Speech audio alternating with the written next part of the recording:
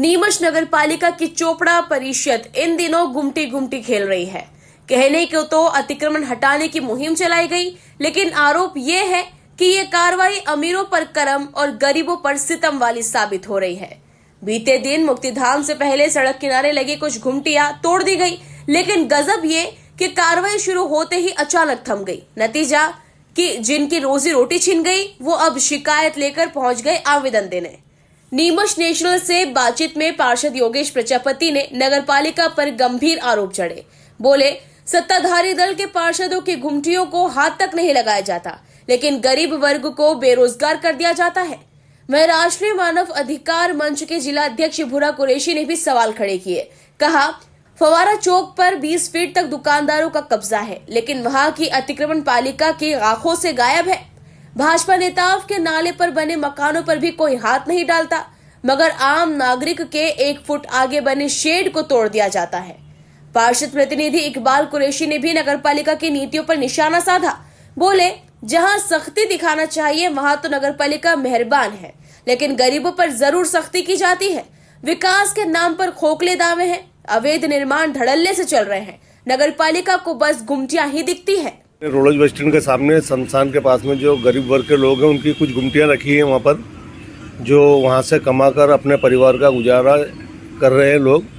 और ये नगर पालिका में देखने में आया है कि यहाँ पर पक्षपात किया जा रहा है।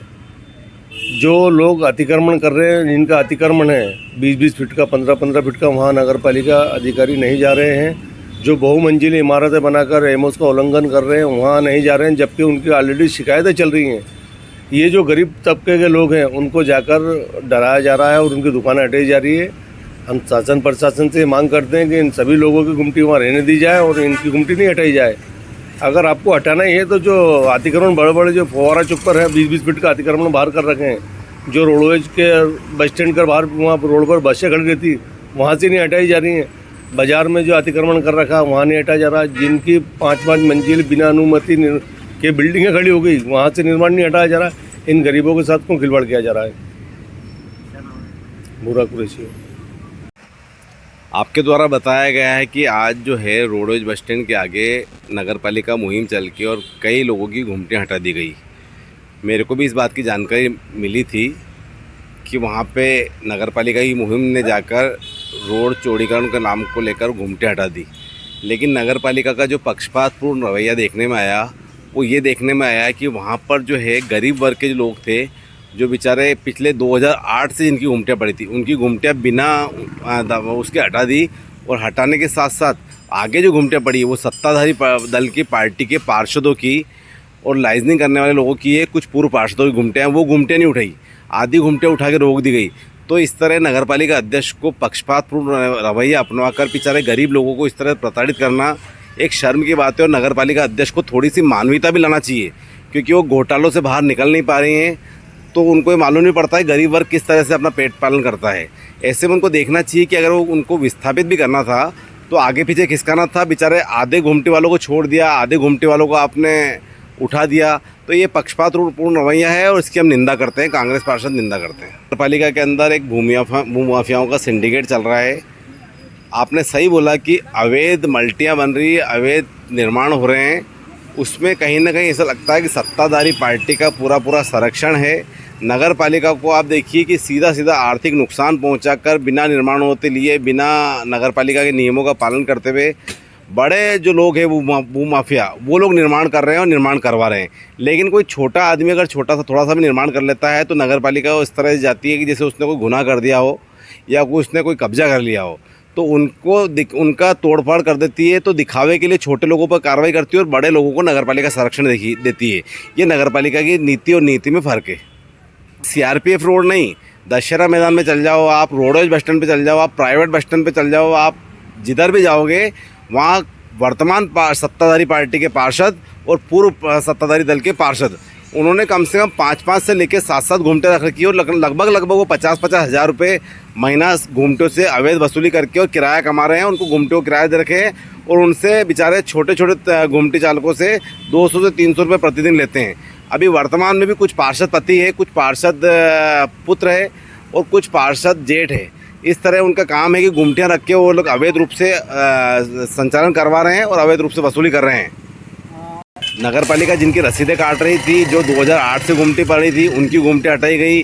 जो वर्तमान में इस परिषद में गुमटी रखी, जिनकी रसीदें भी नहीं कटती है या अभी रसीदें चालू करवाई, उनकी गुमटियाँ नहीं उठा रहे हैं, क्योंकि नगर पालिका अध्यक्ष ने कुछ पार्षदों को पाल रखा है। उनको वो अपने आप को ओबलाइज कराने के लिए उनको संरक्षण देती है और संरक्षण देकर और उनकी गुमटियाँ रखवाने के अंदर हस्तक्षेप करती है। नगर पालिका अध्यक्ष को इस तरह की नीति नहीं अपनाना चाहिए। भगवान उनको कभी माफ़ नहीं करेगा। गरीब लोगों के पेट पे लात मार रही हो। आपका नाम? योगेश प्रजापति, नेता प्रतिपक्ष, नगर पालिका नीमच। बस स्टैंड के वहाँ जो गुमटी हटाई जा रही है, इसमें बड़े बड़े पार्षदों की जो बस स्टैंड के वहाँ पर रखी जो भरपूर किराया दे के जा रही है।